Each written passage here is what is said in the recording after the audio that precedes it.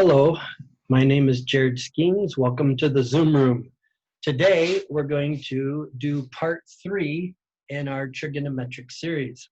So far in our trigonometric series, part 1 was basically an introduction, kind of a review of some things you should have had before. Part 2 talked about degrees and radians. And now in part 3, we want to look at graphing, specifically the graphs of the 3 basic trig functions, sine, cosine, and tangent. So to help us with that, we have this long equation here. So this equation, y equals a plus or minus b trig function, whichever trig function it happens to be, c parentheses theta, or sometimes it can also be x, plus or minus d. Now this is the long equation that accounts for all the different graphic variations that you can have with these trigonometric functions. So there's a lot of details to it, and if you keep track of the basics, it's really not that bad. It's not, you don't have to do like you did in algebra where you're just plugging point by point, but it's more like when you got into, say, parabolas and you learned the vertex form, where in the vertex form, you have a couple of values. I use h and k, but some people might use different variables where one variable moves the graph left and right and another variable moves it up and down. This is very similar. In fact, if you're used to the h and k translation of a parabola or any of the parent functions, it also works on this. So this would be your h, which moves the graph left and right, the letter d, because this is your x-axis variable, or sometimes theta, sometimes x. So this is your x-axis variable. So the d is what moves the graph left and right. That would be equivalent to the h if you're used to the hk variables and shifting functions. And then this one over here would be the k, what moves the graph up and down. And this one here can sometimes be in the front. It can also be in the back, attached to the back, plus something, minus something back here. So, and when we do it with parabolas, usually we attach it to the back. In this, it's in the front. But you should be aware that this a value can be in the front or in the back. You need to be able to recognize it wherever its position is at. Now, let's start just talking about the meaning of these variables. So first of all, this a, like I just mentioned, it's like the k value in your parabola translations or your parent function translations. It moves the graph up and down. So this a is what we call the center line. It gives you your horizontal value from which your graph is going to develop. And so this horizontal value, if there's no number there, well, plus or minus a number, if there's no number, the identity property of addition is 0. So if there's no number, that means you're right on the origin or the x-axis line.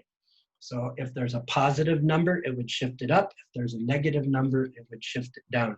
Again, remember, this number can be in the front. It can also be attached to the back. So that's what we call the center line. The second letter here, the B, is the amplitude. Now, amplitude is not something we've had in the parent functions or parabolas, things like that, that you may have graphed before. And that's because trigonometric functions, sine and cosine, or sinusoid graphs, they go back and forth in a pattern. And so as they go back and forth, they go this up and down. That amplitude is how far up or how far down from your center line your graph goes. So first you have your center line, then you have an amplitude both above and below the center line. So the center line is kind of like the average location of your graph.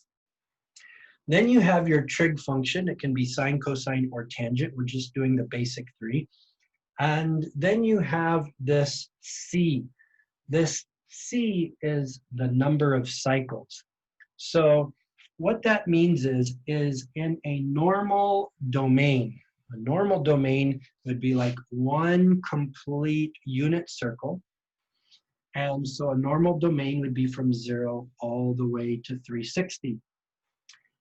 So in a normal domain, the basic function itself will have an understood 1 there. So remember, for A, if there's no number, it's an understood 0, the addition identity property. And if it's the B, which is multiplication, if that is, you don't see it, it's an understood 1 because it's the identity property of multiplication. This is also multiplication. And so that's also understood 1 if you don't see a number. And so you would have a cycle of 1 if you don't see any number in that location. So 1 means that from 0 to 360, you're going to have 1 sine graph or 1 cosine graph, okay? So you'll have 1 cycle of it. So if you have more than 1, then you're going to have that many complete graphs between 0 and 360. Then we get over here to the D. The D, like I said before, if you're familiar with the H and K variables and translating parent functions, this D is equivalent to the H. It's what shifts your graph left and right. Now, in trigonometric graphing, that D can be a little tricky, especially when you're working with radians. It's a little more challenging to graph because your graph will move, and so you don't end up with the nice numbers that you usually have.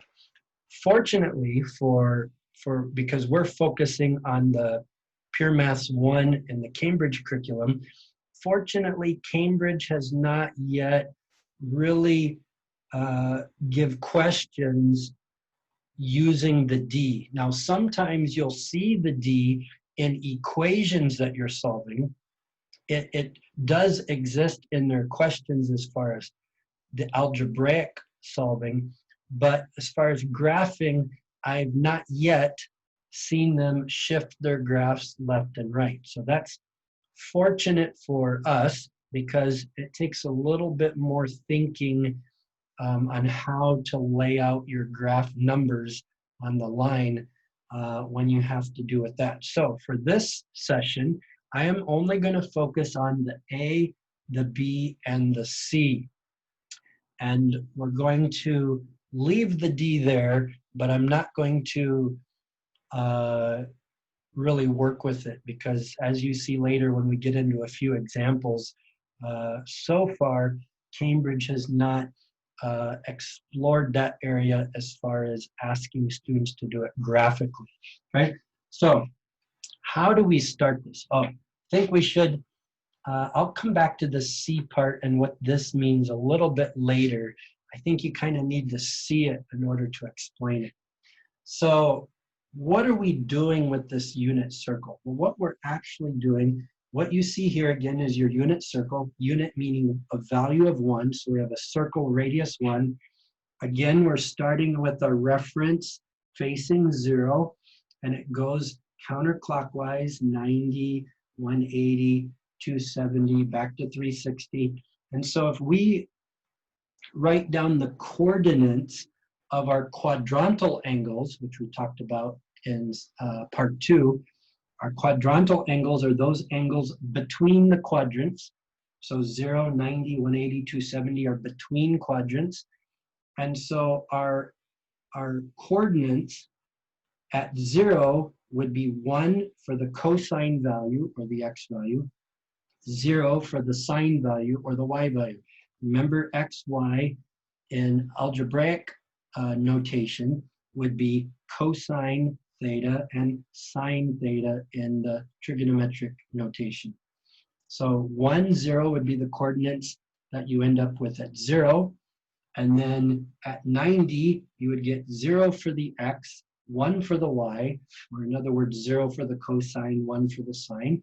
And at 180, at this -1 spot on the x-axis, you get -1 for the cosine, 0 for the sine, and then at 270, you get 0 for the cosine, -1 for the sine.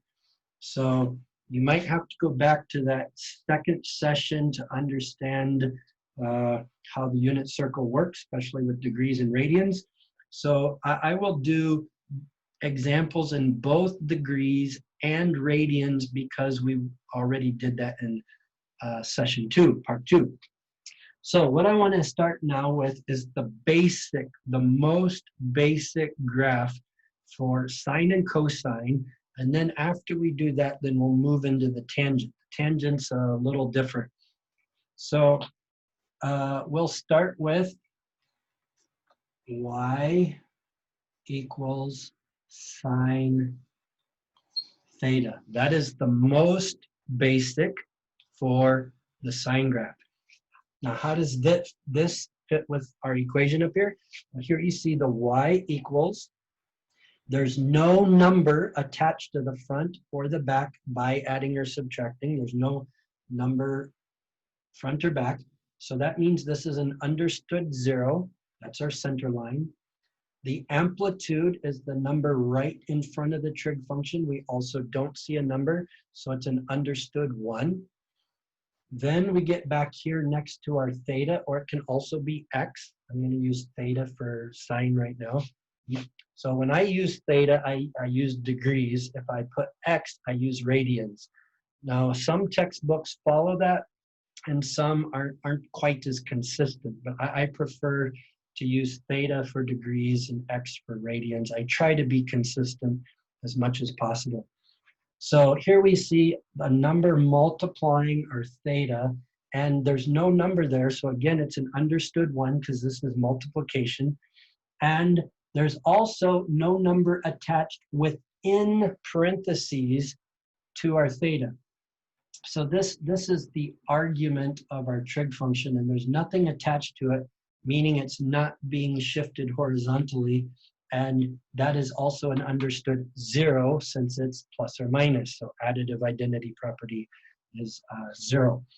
So y equals sine x is the most basic for our sine graph. And so what we're doing here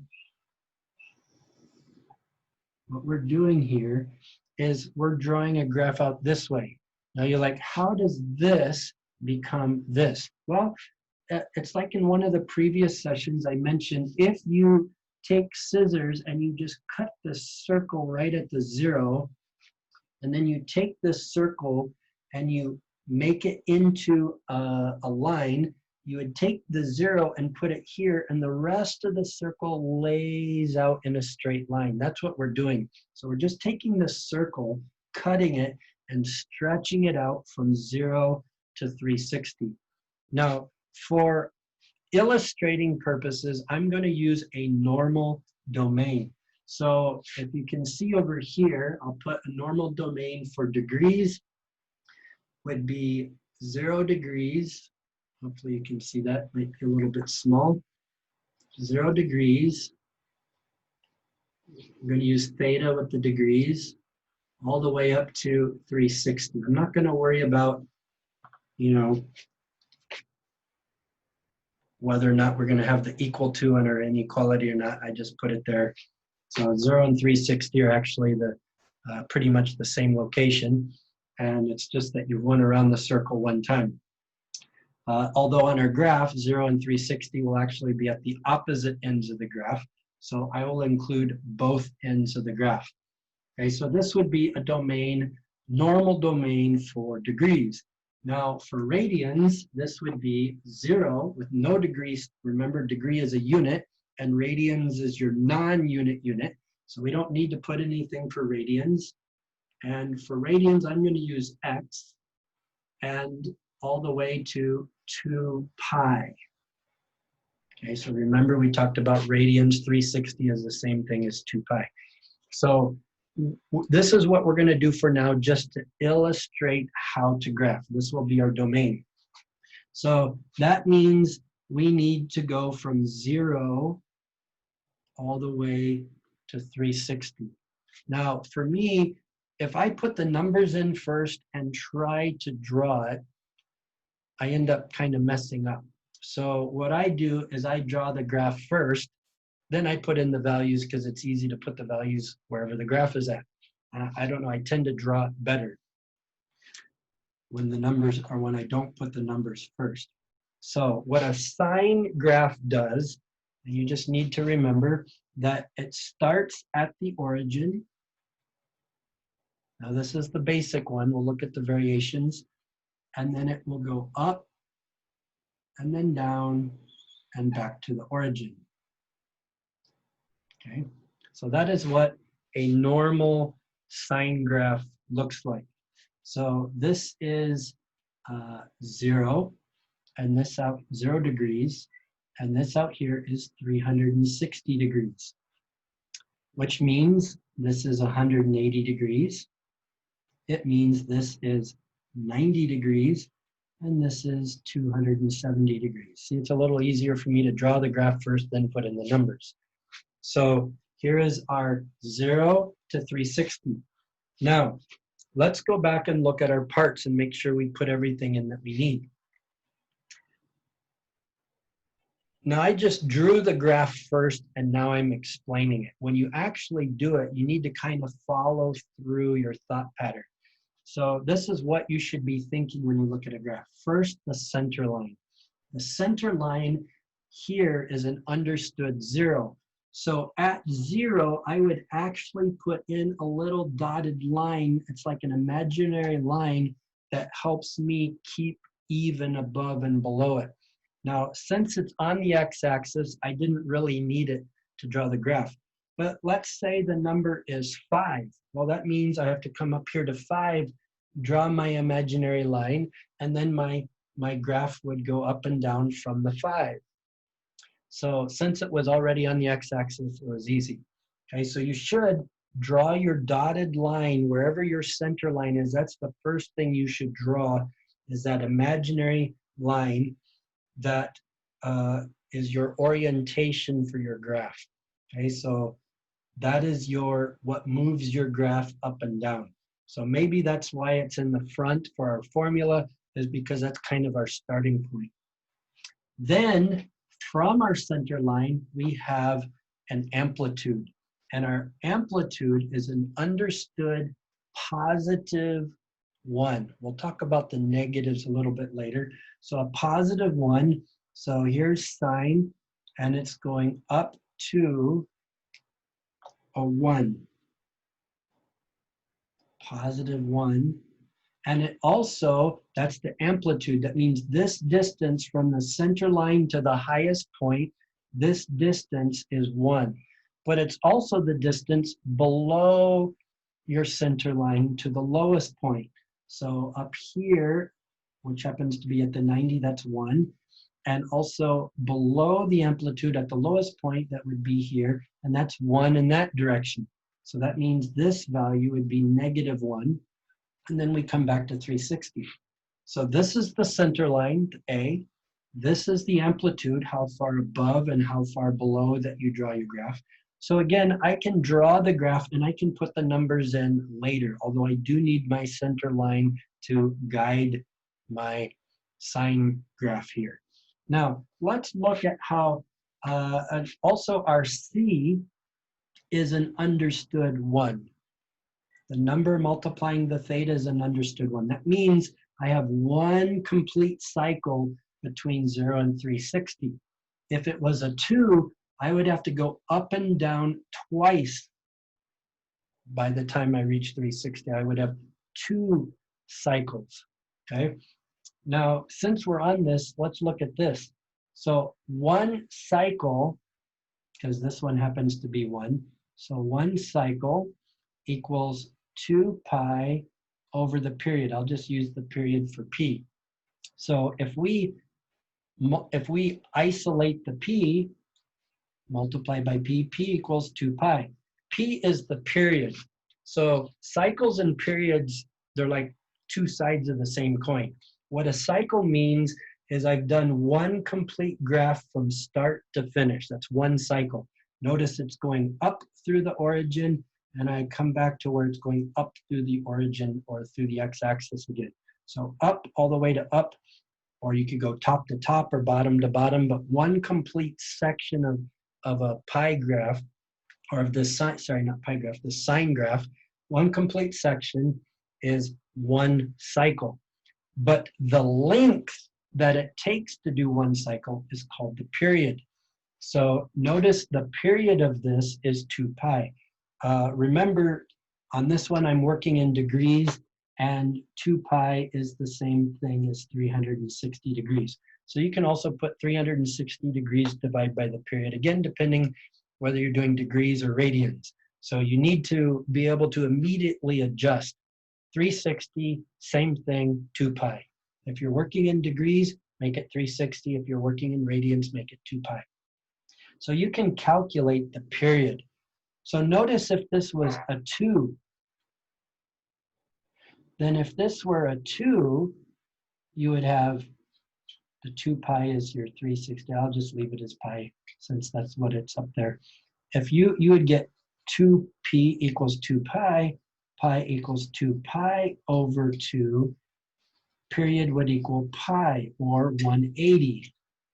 Okay, so if you have 2 cycles, it means you would have 1 cycle to 180, and then the second cycle would get you to 360. So the period for 1 cycle would only be 180 if you have 2 of those in there. Okay, so these go together. Cycle, 1 section of graph, 1 complete section of graph, and the period is how long it takes to complete that section of graph. Okay, so they work together. Usually I focus more on the cycles, because when I'm graphing, I need to know how many of those up and downs I need to do.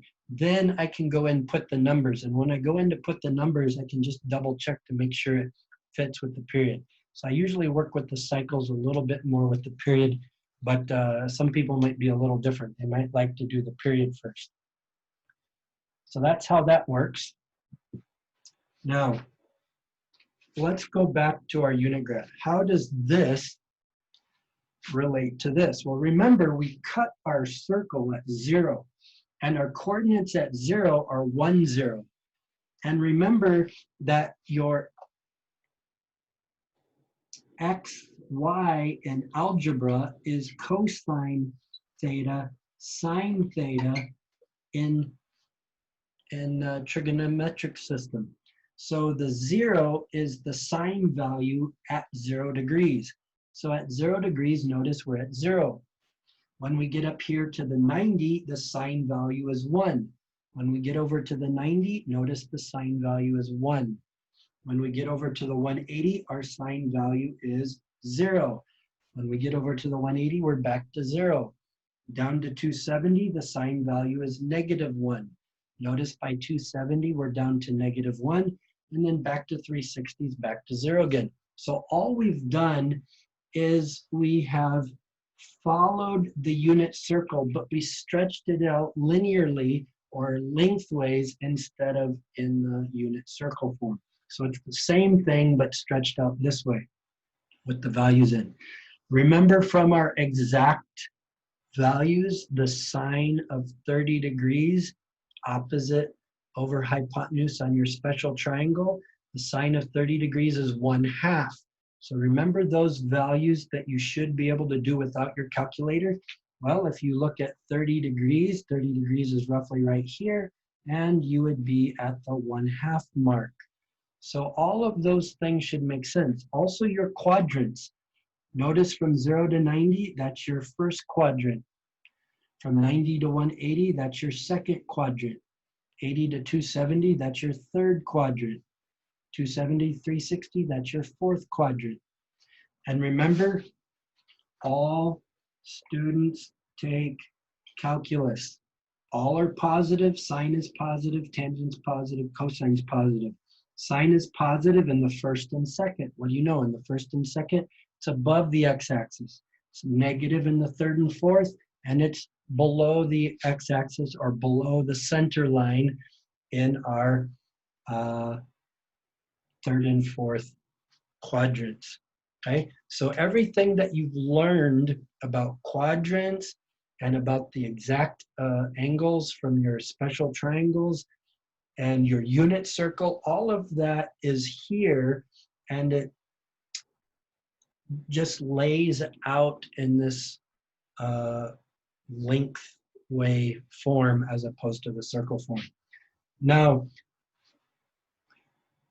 we're just doing the basics of graphing, okay? So I'll just point one other thing that can be kind of helpful for drawing. And as you develop your trigonometry more and learn more things about it, there's other features we could point out. I'm just going to point out one, and that this point right here is called a flex point. You don't really have to worry about why it's called a flex point, but what a flex point does is it connects a concave down with a concave up. When concave down meets concave up, it creates a flex point. In other words, the curve is a little different. So some students kind of have trouble how to draw this. Well, basically the top part is a downward shaping cup and the bottom part is an upward shaping cup. So just like you have this follows a curve and then you go the other way and you have this as a curve. And so where those meet, you can see that the curve kind of changes from curving this way to curving this way, and so it creates a flex point. So I change the position of my hand if I'm drawing them like in parts. Now, because I'm used to it, I just drew it in like that. But if you're struggling, you can sometimes use those flex points as drawing this way and then come up here and draw this way. Up to you, makes it a little nicer. Now, most of what we're working with are sketches, meaning it doesn't have to be perfect. If you're a perfectionist, this is going to take you a long time. You don't have time to be a perfectionist. You just want the sketch. You want to make sure that your graph looks like a sine graph. You want to make sure that your numbers are in the right place and your amplitude is correct. So it doesn't have to be perfect. It just needs to look nice. So don't be a perfectionist. Although sometimes I try to make it look nice. Okay, so I'm going to get rid of this again just because it's getting over here in my way. Now let's go to a cosine graph. So we have y equals cosine theta. Okay, so again, understood 0 for the center line, understood 1 for the amplitude. Here is our trig function. It's now a cosine function. Instead of theta, I'm now going to use x, so meaning I'm going to use radians instead of degrees. Our c is an understood 1, so 1 cycle only. And we're not doing any phase shifting, which Cambridge doesn't or hasn't done so far anyway, at least for graphing. And we're sticking with our normal domain. So again, there's a lot of details to keep track of, but once you understand the meaning of the parts, it's not really that difficult. So we need our graph again.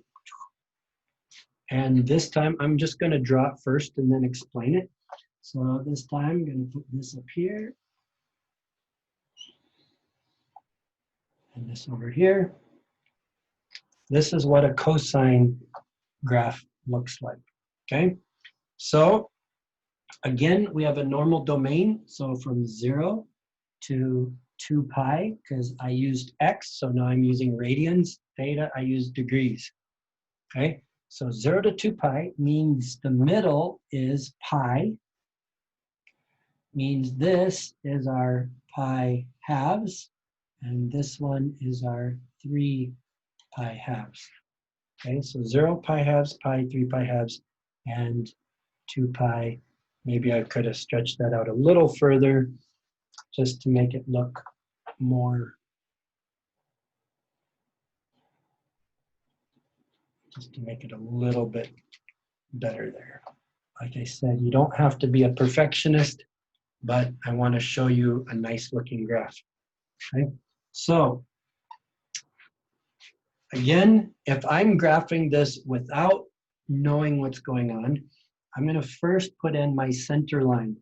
Again, the center line was right along the x-axis, so I didn't really need it, but that helps you maintain the up and down of your graph, especially if it's moved off the x-axis. So again, it's an understood 0. Our amplitude is, again, 1. So this is 1 this direction. And when we come down here to the bottom of this and we go 1 below, that makes this a -1. Okay, so the amplitude, 1 to -1, 1 above, 1 below. And what else do we have? We have 1 cycle. So notice I started this time at the top. Sine starts at the origin, or where your center line is. I should say it starts on your center line of your y-axis. Okay, unless it's been phase shifted, then it would offset it one way or the other. That's what makes that a little difficult to work with. But you don't have to worry about that. So start it where your center line crosses your y-axis for the sine graph. For the cosine graph, you go to the positive end of your amplitude. The positive end of your amplitude, and then you go all the way down to the other end of your amplitude, and then all the way back up to the positive end again. And that is your normal cosine graph. So if you look at our values, so at 0 degrees, cosine, remember this is the x values, the cosine x is 1. At 90, it's 0. So here we have our 0. At 180, it's -1.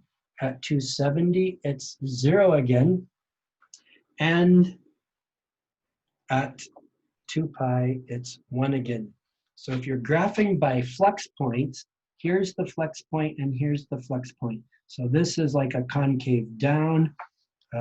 This one would be concave up and then concave down again. So if you graph by using, I like the flex points if I'm trying to make it look nice for that. Then we also have our quadrants.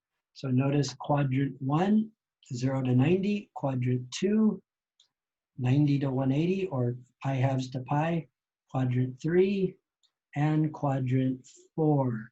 And if we check our all students take calculus, cosine is positive in the first and fourth. Notice the first and fourth are above our center line, and cosine is negative in the second and third. And notice the second and third is below the center line. So again, everything that you've learned before is in the graph. It's just, instead of in a circle, it's stretched out like that.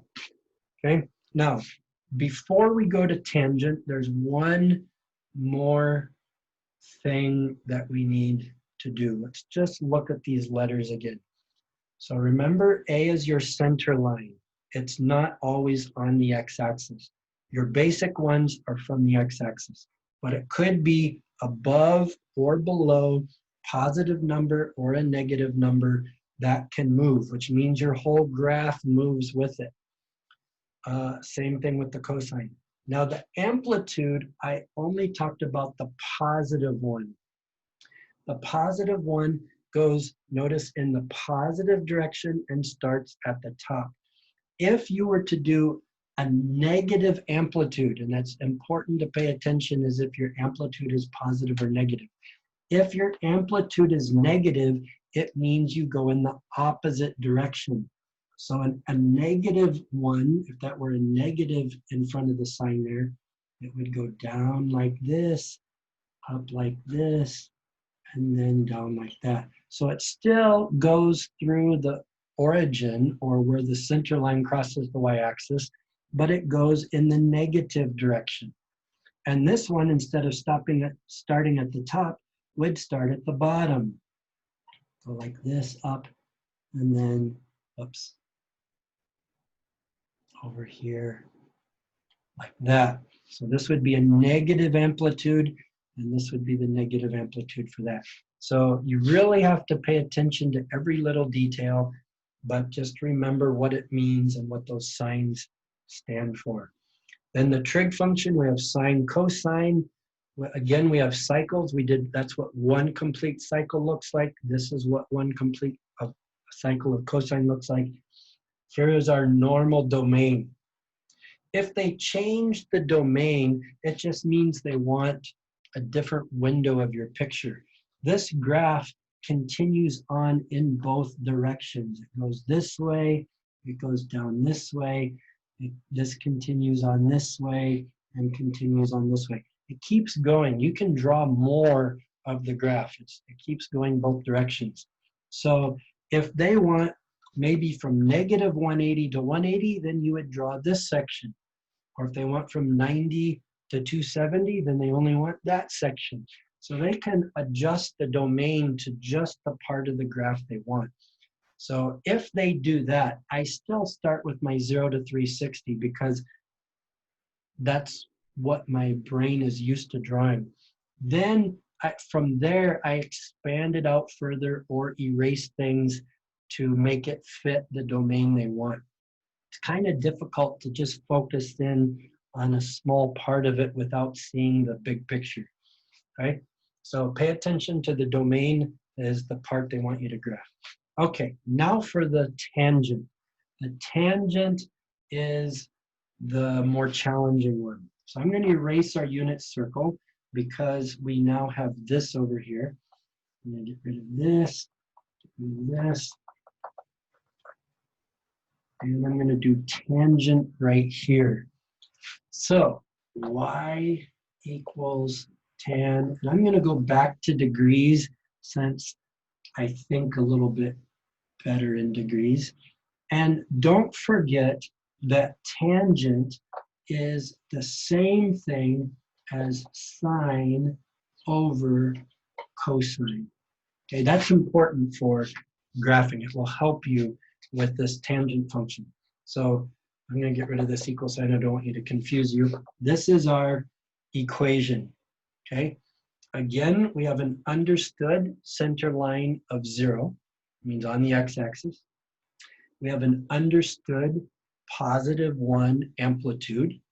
We have our trig function, now tangent. And we have an understood 1 cycle, although this will be a little confusing with tangent. 1 cycle, that means 1 full graph set. And there's no phase shift, which again, we're not worried about. So we're concerned about the ABC.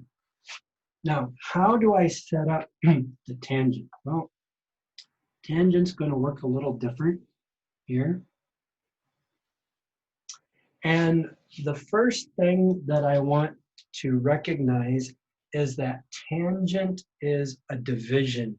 It's not a singular function like our sine and cosine. And because it's a division, we automatically have a domain issue. We cannot divide by 0. So if we look at cosine, cosine is 0 at 2 different places, at pi halves and 3 pi halves, or at 90 and 270. So I'm going to come here and I'm going to go ahead and put my 360 over here. That means this is my 180, which means this is my 90, and this is my 270. So at 90 and 270 is where cosine is 0. That means I cannot divide by 0. Well, how do we show that? How do we show divide by 0? Algebra is called undefined. How do you show undefined on a graph? Well, we use what's called a vertical asymptote. Sometimes it's nicknamed a pole because it just runs up and down like a pole. But so I'm going to call it a pole, but it's really a vertical, meaning going up and down, asymptote. Don't worry how to spell that. It's just a name for it. So we have a pole. Again, I'm going to use imaginary line to just help be our guide. We have a vertical asymptote, or a pole, at 90 and 270, which means my graph could not exist at those locations because we cannot divide by 0. So this is going to be my guidelines. It's almost like a fence, although a fence you can actually see. This little dotted line is like a fence. I can't run into the fence. Okay. Now, if we notice our other values here, sine 0 divided by 1 is 0. That means we have a 0 at the 0 spot. Here's our 0 degrees. Okay.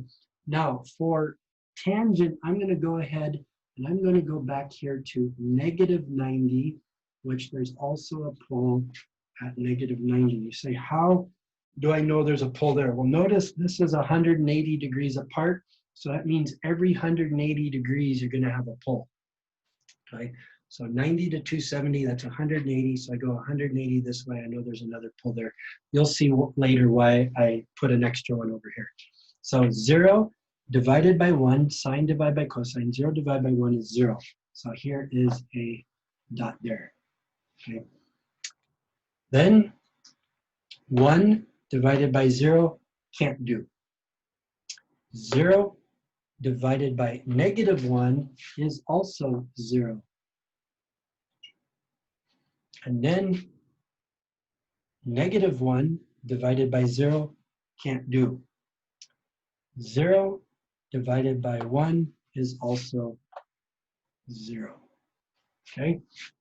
So now, probably better to just remember what the graph looks like. You can go back to your special triangles and figure out the values. But maybe it's better to look at quadrants. Remember tangent, all students take calculus. So tangent is positive in the first and third. Here's first quadrant, okay? This is our first quadrant. I'm going to put it, I guess, up here. First quadrant, second quadrant, third quadrant, and fourth quadrant. Tangent is positive in the first and third. It's negative in the second and fourth. So if it's positive and you can't run into the fence, the graph is going to do this, like that. In the second quadrant, it's negative, meaning it has to go down. Third quadrant, positive, up like that. Now, it depends on the curriculum. Some curriculum like to follow the normal domain 0 to 360. If that's the case, and you start with 0 and you go to 360, then you get your down. So notice first and second quadrant positive, second and fourth quadrant negative. If you go by the quadrants, you can graph it quite easily. To stick with that concept, some curriculum, instead of splitting the graph into 3 parts, they prefer to keep it into like 2 panels of graph. So oftentimes, instead of 0 to 360, what they'll do is have you do negative 90 to 270. That way, you only get 2 identical sections of graph. They look identical. You have like 1 panel here and 1 panel there.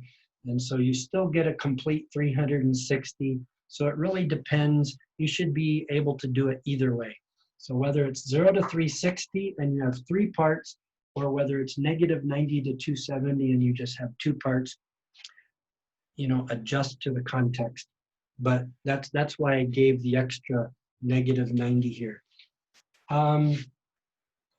Also, your amplitude. Now, the amplitude doesn't quite work the same way like this. On a tangent graph, your amplitude is really supposed to be that pronounced part of the curve, which is really difficult to draw. And since we're doing sketches, it doesn't have to look perfect. But notice here, this is like the more pronounced part of the curve, whereas down here, it's just kind of like going down.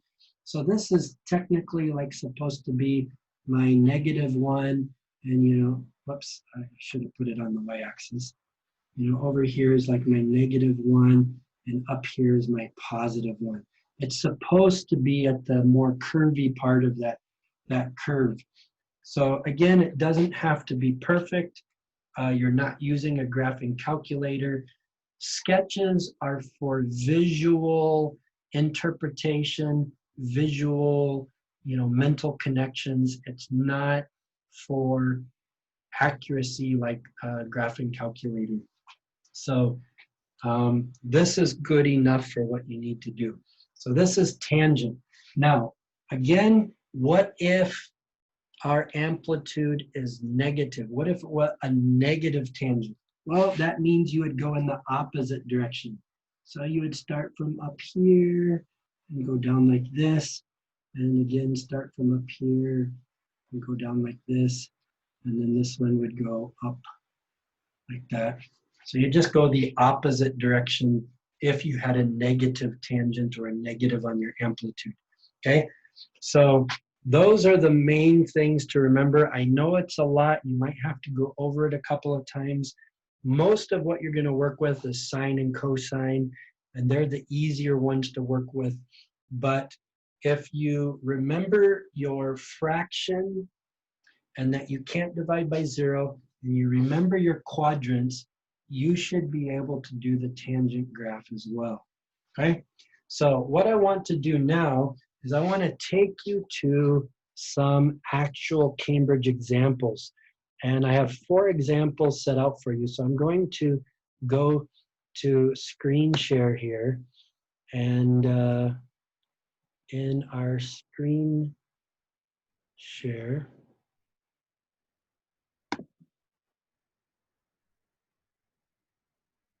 here we go. Okay, let's get rid of our little Zoom thing there. And we'll start with an easy example here. So I don't even really need the board for this first example. So watch the cursor there.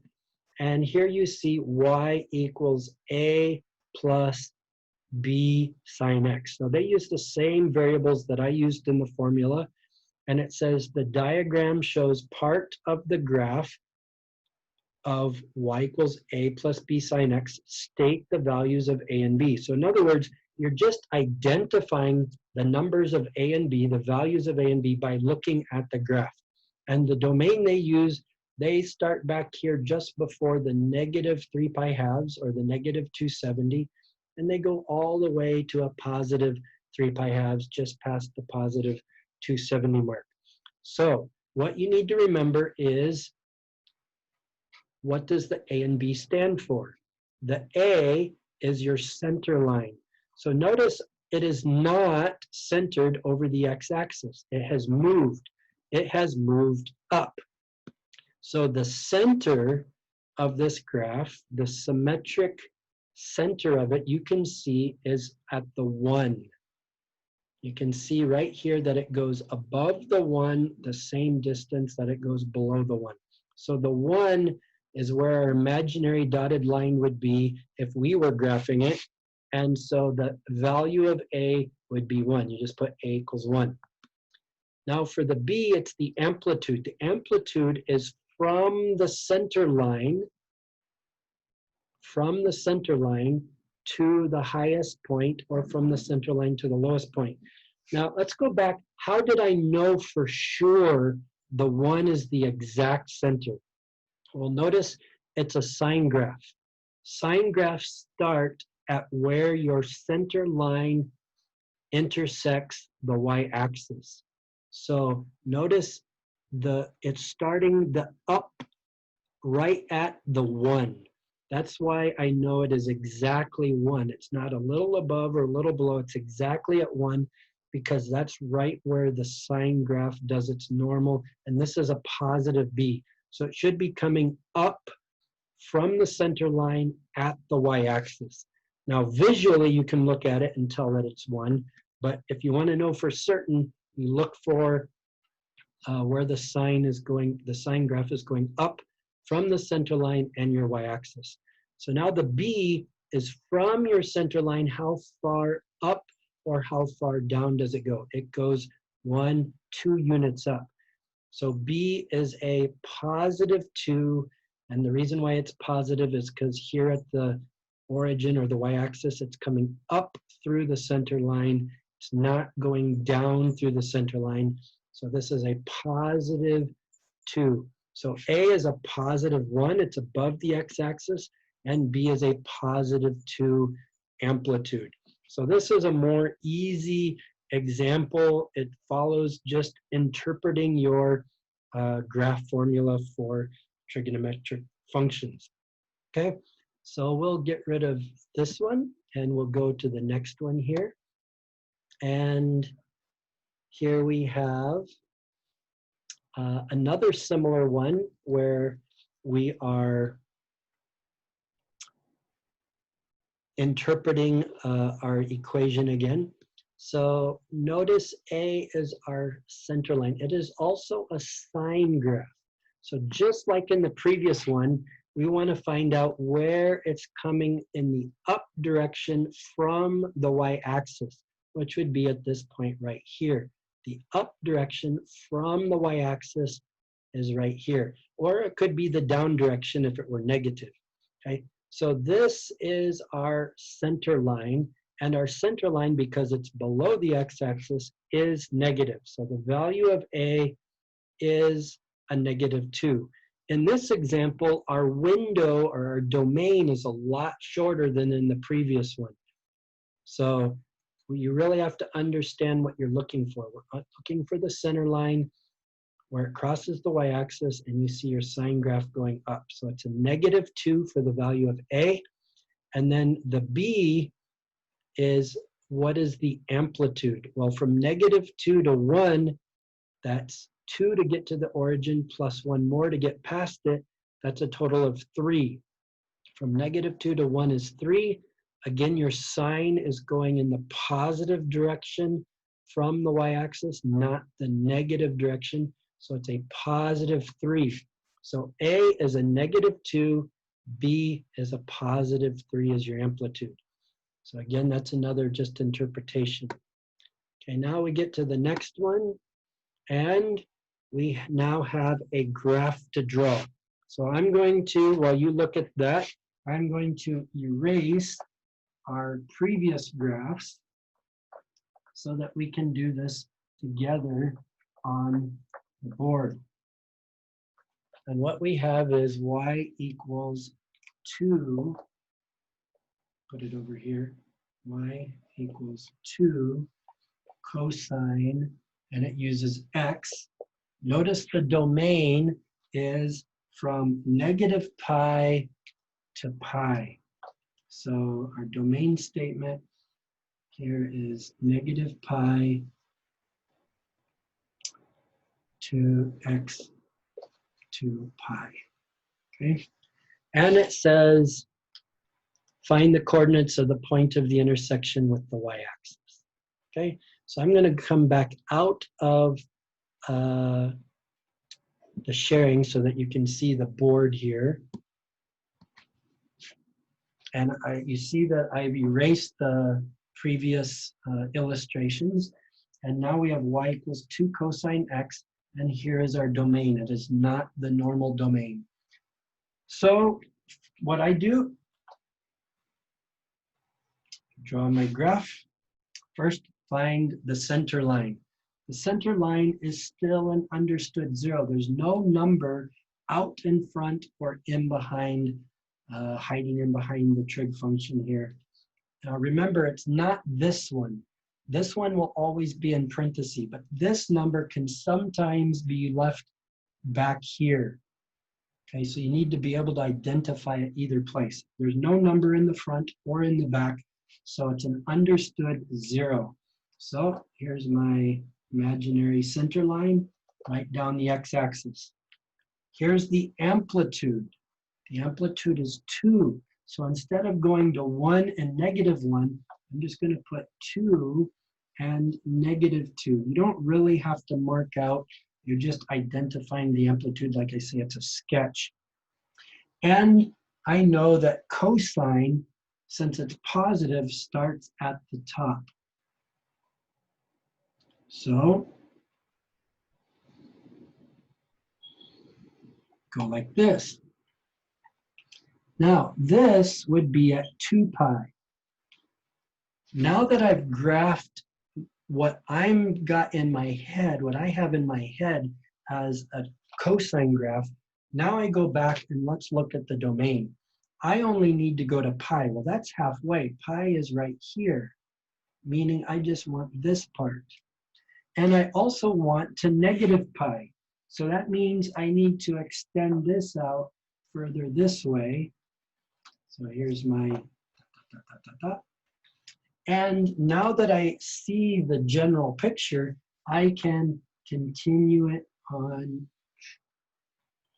like this. And all I need to do is go to the bottom. So this would be a negative pi. Okay? So now that I did the normal domain, I look at the domain that they want and I continue it. Now I can erase this part because we don't need it. We don't need that. And so now here's my 2 cosine x graph from negative pi to pi. So I'm going to leave that there. We're going to go back, have one more example. Going to go back to screen sharing here. And we're going to, I'll just pull up the next one here on top. Probably should have done that before. And while you look at this, I'm going to write this down. I'm going to get rid of the old domain over here. I think we can do this without that. Actually, I'll just erase the whole thing. Give us plenty of room here. So this one says sketch on the same graph. Now we have 2 graphs here. Sketch on the same graphs. Y equals 3 cosine 2x and 2y equals, or 2y plus 3x over pi equals 5. And it gives us a domain from 0 to 2 pi. So at least our domain is a normal domain, although it is in radians, but that's okay. So I'm going to come back out of screen sharing for now so that we can look at the board. And here we have normal domain, y equals 3 cosine 2x, a little bit more than what we had before. And we also have this. And this looks scary, but it's not if you pay attention to what you're supposed to look for. Let's do the trig function first, and then we'll worry about this later. So here we have trig function. Okay, so here's my graph. Now, A, again, you can't see it. There's no number in front or in back. It's an understood 0. So the x-axis is my center line. I'm not going to put the dotted line through it. We already have the x-axis line. So our center line is the x-axis.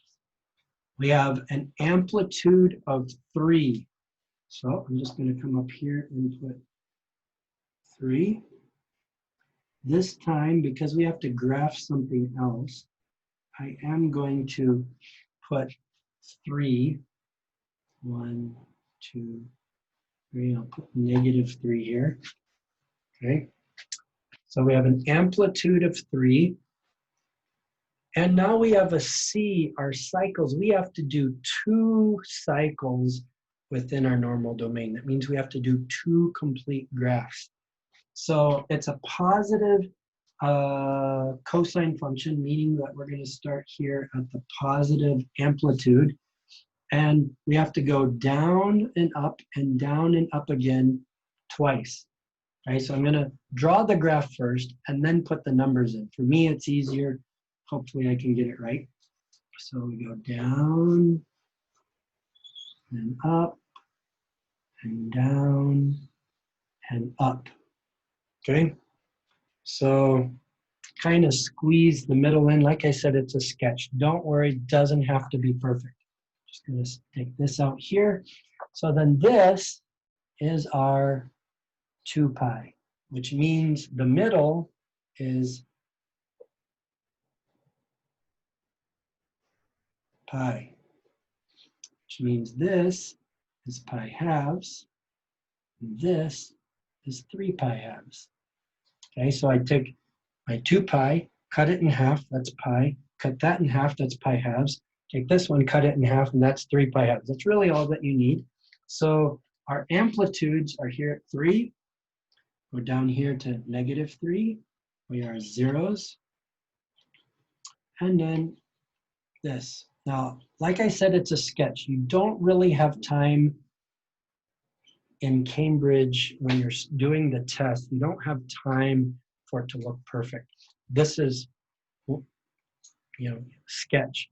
If you wanted it to look nice, put in your 3, your zeros, your negative, put those dots in first so that they can be lined out nice.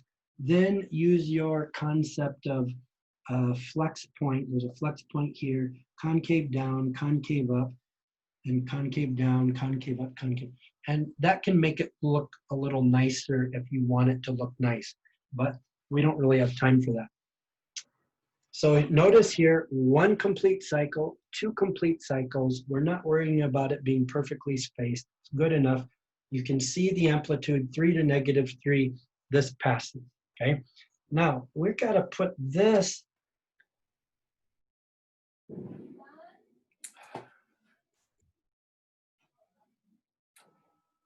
Hello, sorry about that. Had a little blackout for a second. So we got to put this equation here with this equation on the same graph. Like I said before, this looks scary, but